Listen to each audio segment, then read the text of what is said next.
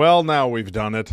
It's 2026 and already we've created an AI model that we're all freaked out about. That's right, Anthropic, the creator of Claude, has created a model called Mythos, which is now in preview, but really only preview to a big technology company if you happen to be a big technology company. I don't know why they're calling it preview, just call it Mythos, but in any event, we can't use it. They're not going to release it because it's apparently way too scary. When opposed with any sort of task, or in this case, hacking task or coding task, Mythos was so good at it that it is already finding bugs in software that have been around for decades and finding vulnerabilities in popular operating systems. So Anthropic has pumped the brakes on releasing Mythos preview and has let a lot of big technology companies use it to catch flaws in their software because they're afraid of normies like us of using it for nefarious purposes. So we'll see what happens and see what happens with Anthropic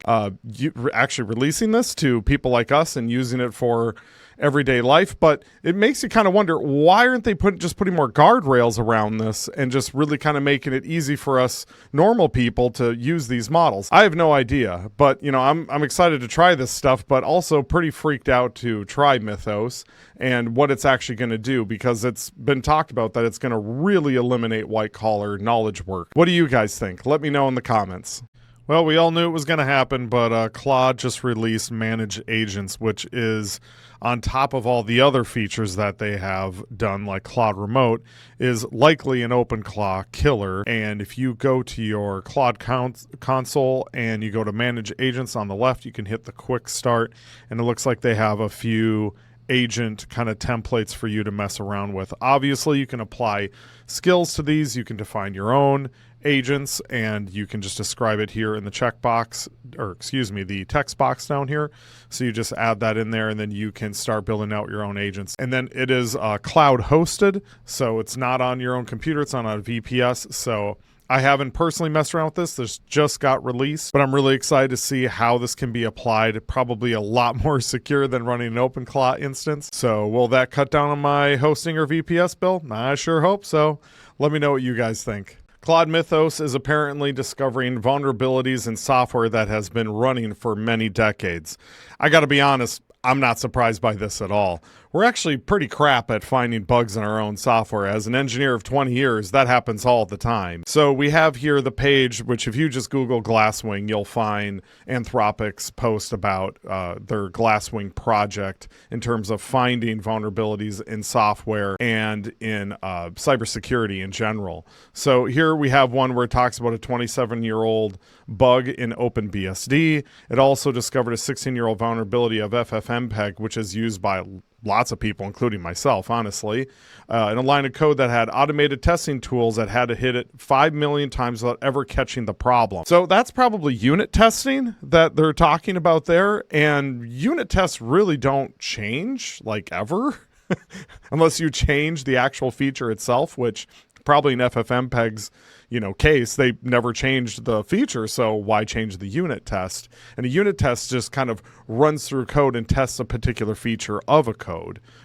And I'm not surprised at all that it found something that it's been there. Oh, we hit it 5 million times. Well, that's just you running unit tests, but all right. The model autonomously found and chained together several vulnerabilities in the Linux kernel. So that's another problem that they're seeing with this Mythos model, is it'll chain together various issues and bugs and kind of link them together to kind of make a bigger vulnerability. What?